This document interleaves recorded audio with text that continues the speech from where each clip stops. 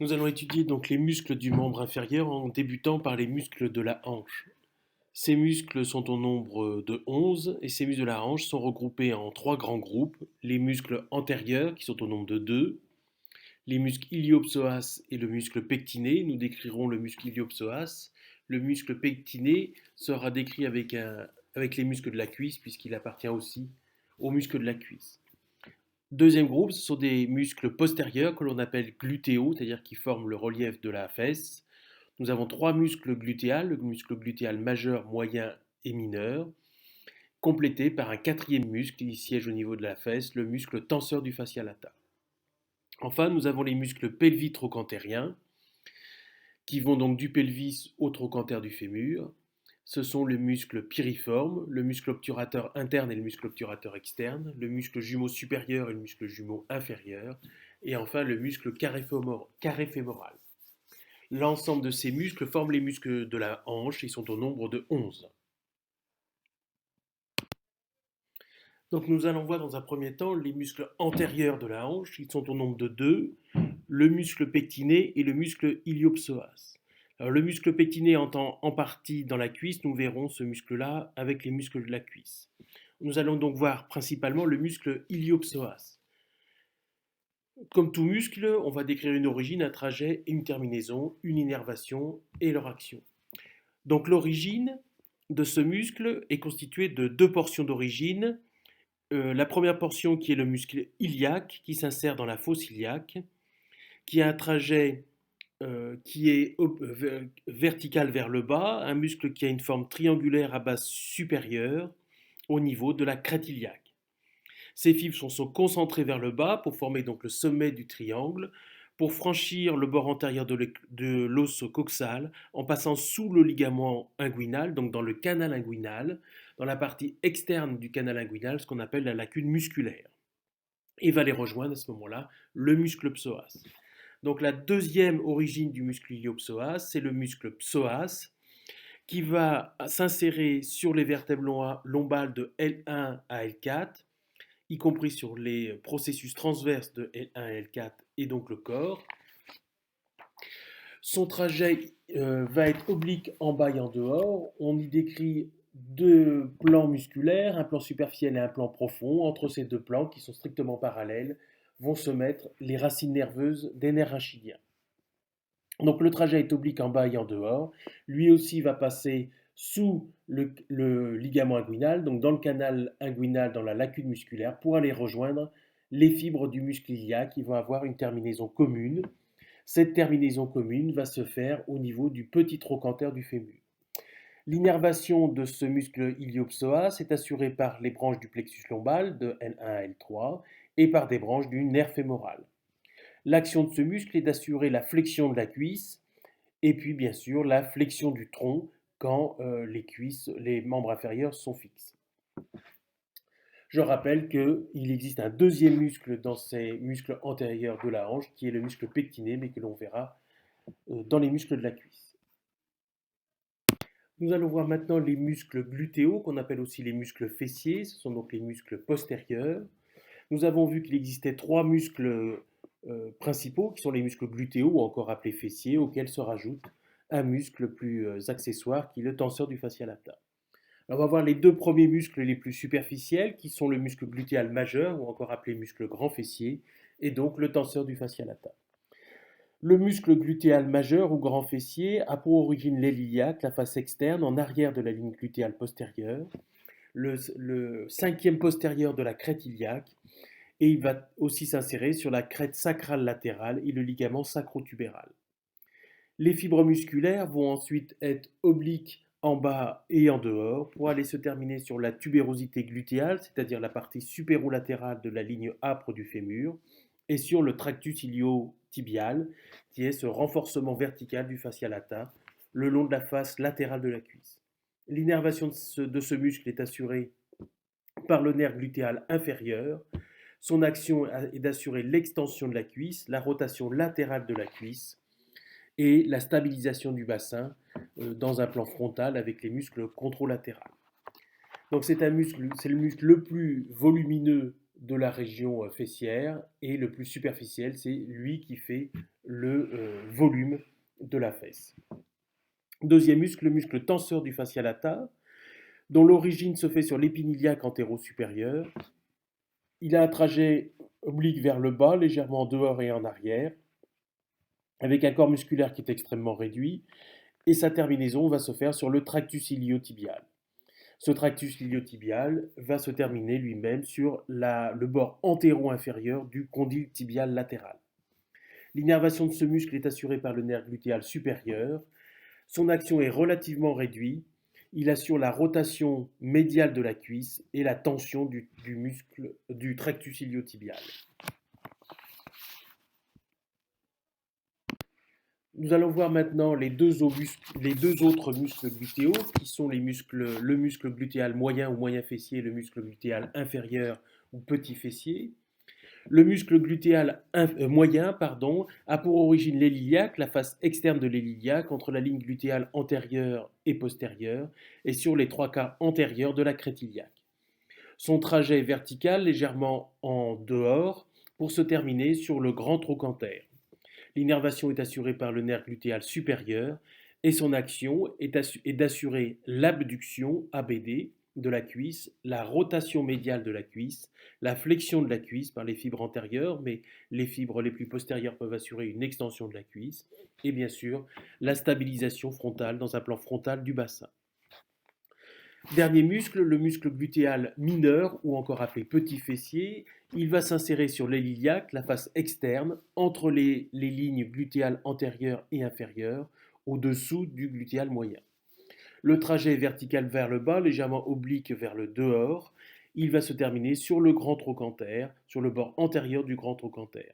Il est innervé par le nerf glutéal supérieur et il va assurer lui aussi l'abduction de la cuisse, ABD, la rotation médiale de la cuisse pour les fibres les plus antérieures, mais aussi pour les fibres les plus postérieures, une rotation latérale. Il assure donc surtout l'abduction et une rotation médiale ou latérale en fonction des fibres de la cuisse.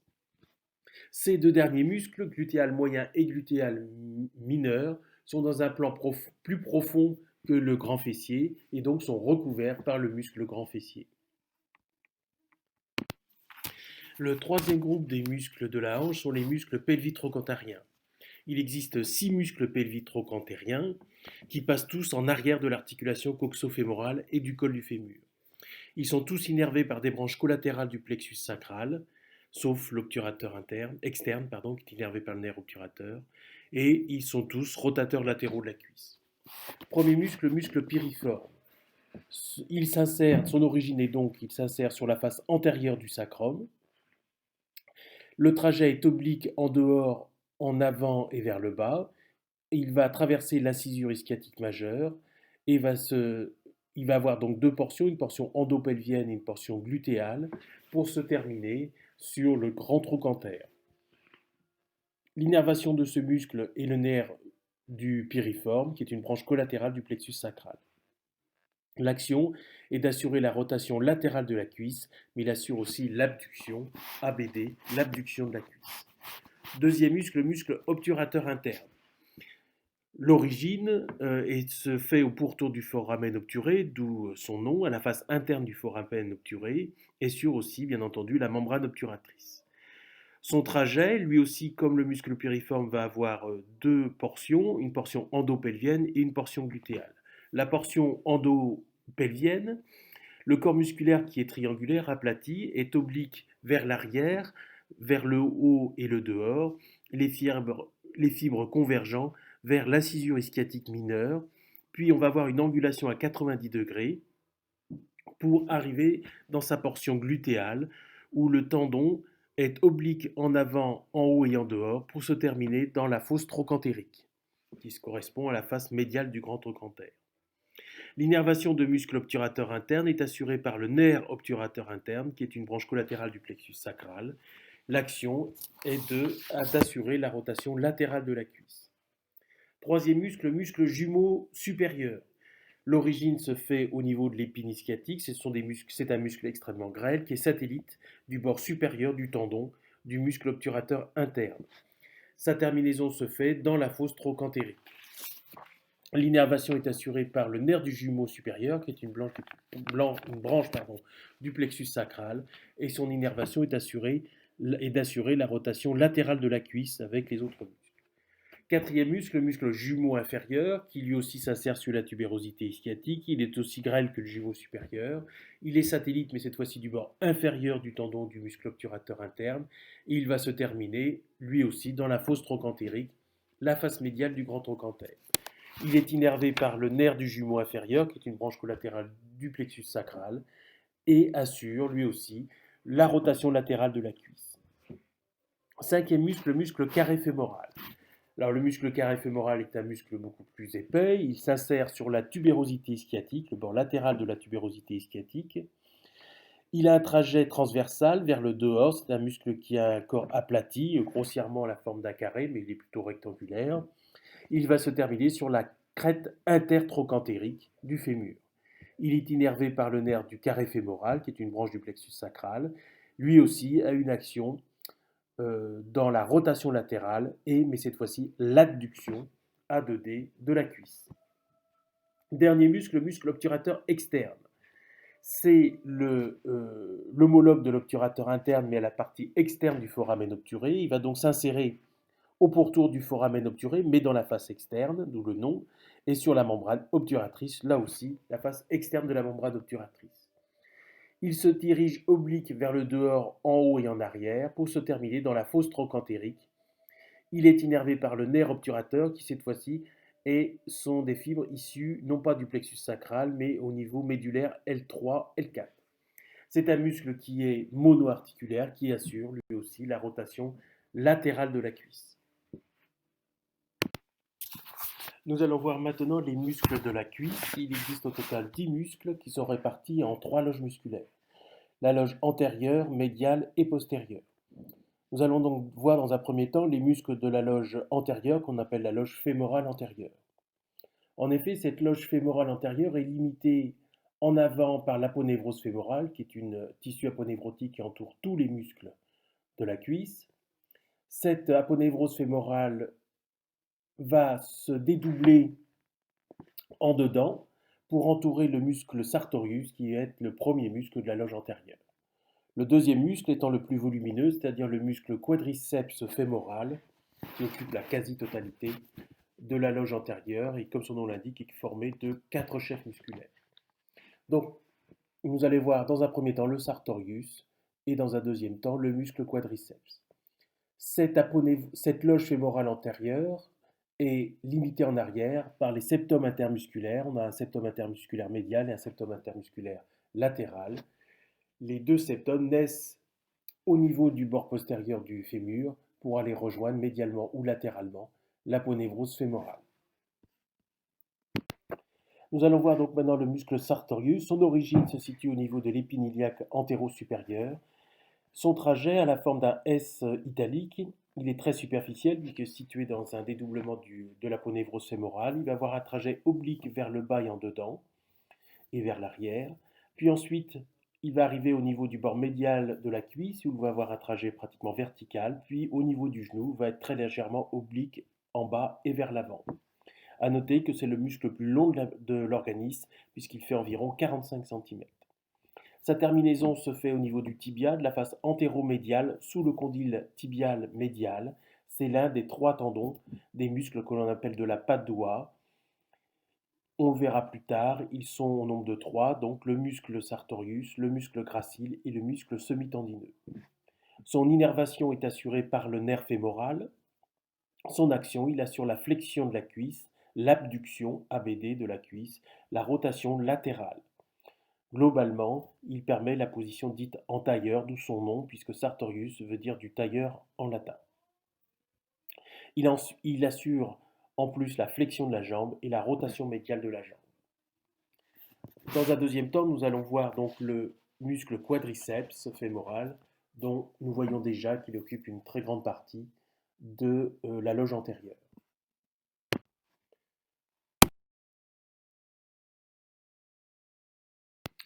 Nous allons voir maintenant les muscles de la loge fémorale médiale.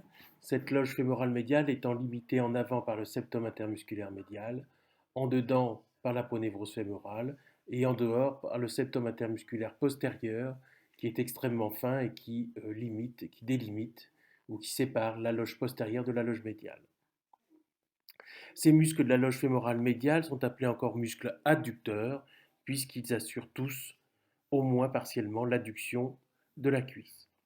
Il existe 5 muscles dans cette loge, tous innervés au moins en partie par le nerf obturateur. Ce sont le muscle pectiné, le muscle long adducteur, le muscle court adducteur, le grand adducteur et enfin le muscle gracile. Nous allons voir dans un premier temps donc les 4 premiers muscles et nous terminerons sur une diapositive suivante avec le muscle gracile. Donc le premier muscle est le muscle pectiné. Son origine s'insère sur le pecten du pubis, d'où son nom. Il est oblique en bas et en dehors et se termine sur la ligne pectinée entre le petit trochanter et la ligne âpre. Il se termine aussi sur la ligne âpre. Son innervation se fait donc par le nerf obturateur et le nerf fémoral. Il a une double innervation. Son action est d'assurer l'adduction, A2D, la flexion de la cuisse et la rotation latérale de la cuisse. Le deuxième muscle est le muscle long adducteur. Il est dans le même plan que le muscle pectiné. Il s'insère sur le corps du pubis et sur la symphyse pubienne. Son trajet est oblique en bas et en dehors. Il se termine sur le tiers moyen du fémur au niveau de la lèvre médiale de la ligne âpre. Son innervation est assurée par le nerf obturateur et lui aussi assure bien entendu l'adduction, la flexion et la rotation latérale de la cuisse. Le troisième muscle est le muscle court adducteur. Il s'insère sur la branche inférieure du pubis, il a un trajet oblique en bas et en dehors, il se termine sur la lèvre médiale du tiers supérieur du fémur, donc au niveau de la lèvre médiane de la ligne âpre.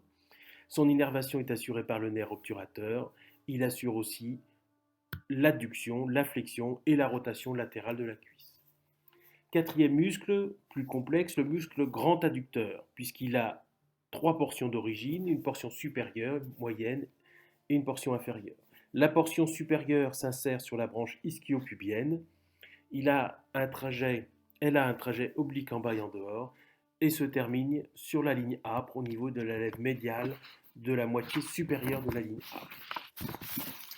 La portion moyenne a pour origine la branche ischio-pubienne dans sa partie postérieure. Elle a un trajet oblique en bas et en dehors et s'insère sur la ligne âpre au niveau de la lèvre médiale de la ligne âpre, au niveau de la moitié inférieure.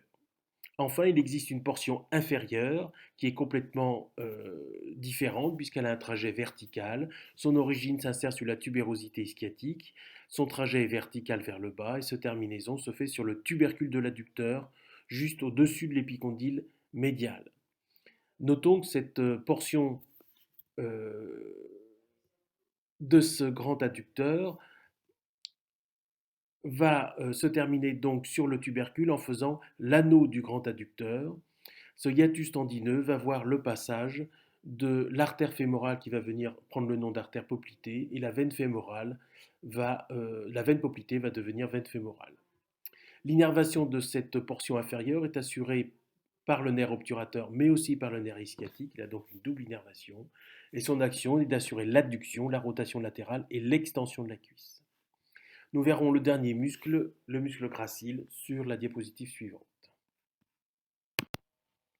Nous allons voir maintenant le dernier muscle de la loge fémorale médiale, qui est donc le muscle gracile, qui est un des 3 muscles des muscles de la patte doigt, mais les 2 autres muscles n'appartiennent pas à la loge fémorale médiale. Uniquement le muscle gracile appartient à la loge fémorale médiale. Son origine se fait sur la branche inférieure du pubis, sous la symphyse pubienne. Son trajet est vertical vers le bas, il longe le bord médial de la cuisse puis du genou. Sa terminaison se fait sur le tibia, la face antéro-médiale, sous le condyle tibial médial. C'est donc un des 3 tendons des muscles de la patte doigt, avec le muscle sartorius et le muscle semi-tendineux. Son innervation se fait avec le nerf obturateur, par le nerf obturateur. Il a une action qui est l'adduction de la cuisse. Il participe légèrement à la flexion de la cuisse, mais aussi participe à la flexion de la jambe et la rotation médiale de la jambe. Nous allons voir maintenant les muscles de la loge fémorale postérieure, ce que l'on appelle les muscles ischio-jambiers. Cette loge postérieure va se situer en arrière du septum intermusculaire latéral, en dehors du septum intermusculaire postérieur et en dedans de l'aponévrose fémorale. Ces muscles sont au nombre de 3. Nous verrons donc successivement le muscle semi-membraneux, le semi-tendineux et le biceps fémoral. Nous allons voir donc maintenant les muscles de la loge postérieure qui sont appelés muscles ischio-jambiers. En effet, tous ces 3 muscles vont s'insérer sur l'ischion et se terminer au niveau de la jambe. Le premier muscle est le muscle semi-tendineux. Son origine se fait sur la tubérosité ischiatique. Son trajet est vertical vers le bas. Il se continue par un long tendon cylindrique qui va se terminer sur le tibia, sur la face antéromédiale, sous le condyle tibial médial. C'est le 3e tendon des muscles de la patte doigt, avec les 2 autres, sartorius et le muscle gracile. Son innervation est assurée par le nerf ischiatique. Il assure l'extension de la cuisse, la flexion de la jambe et la rotation médiale de la jambe. Le deuxième muscle est le muscle semi-membraneux. Ce muscle s'insère bien entendu sur la tubérosité ischiatique. Il a un trajet vertical vers le bas et va se terminer par 3 tendons. Un tendon principal qui s'insère sur le condyle tibial médial, à la face postérieure, un tendon réfléchi qui s'insère sur le bord médial du condyle tibial médial, et un tendon récurrent qui s'insère sur la face postérieure de la capsule articulaire du genou, en regard du condyle fémoral latéral. Il constitue ce qu'on appelle le ligament poplité oblique. Son innervation est assurée par le nerf ischiatique. Son action est assurée l'extension de la cuisse, la flexion de la jambe et la rotation médiale de la jambe. Troisième muscle, le biceps fémoral. Donc, comme son nom l'indique, il a 2 chefs musculaires d'origine. Un chef long, dont l'origine se fait sur la tubérosité ischiatique et son trajet est vertical vers le bas, légèrement en dehors. Et un chef court qui s'insère sur la ligne âpre, sur la lèvre latérale au niveau du tiers moyen du fémur de la ligne âpre. Son trajet, lui aussi, vertical vers le bas. Sa terminaison va se faire sur la tête de la fibula, ce qu'on appelle l'apex de la fibula. Son innervation est assurée par le nerf ischiatique et son action est d'assurer l'extension de la cuisse, la flexion de la jambe et la rotation latérale de la jambe. Les muscles de la patte doigt, que nous avons vus à plusieurs reprises, sont constitués donc de 3 muscles, le sartorius, le gracile et le semi-tendineux. Leur terminaison est commune puisqu'elle se termine sur la face antéro-médiale du tibia, sous le condyle tibial médial. Et à ce niveau, il existe d'ailleurs une bourse synoviale. Tous les 3 sont des muscles biarticulaires qui vont agir sur l'articulation de la hanche et du genou. Leur action est similaire au niveau de la jambe, puisque les 3 assurent une flexion et une rotation médiale de la jambe. Par contre, ils ont tous les 3 une action différente au niveau de la cuisse. Le sartorius assure la flexion, l'abduction ABD, la rotation latérale. Le gracile assure l'adduction de la cuisse et le semi-tendineux assure l'extension. De plus, ces 3 muscles se trouvent dans des loges musculaires différentes. Le sartorius se trouvant dans la loge antérieure, le gracile dans la loge fémorale médiale et le semi-tendineux dans la loge fémorale postérieure. De plus, ces 3 muscles ont 3 innervations différentes. Le sartorius, le nerf fémoral, le gracile, le nerf obturateur et le nerf ischiatique, le muscle semi-tendineux.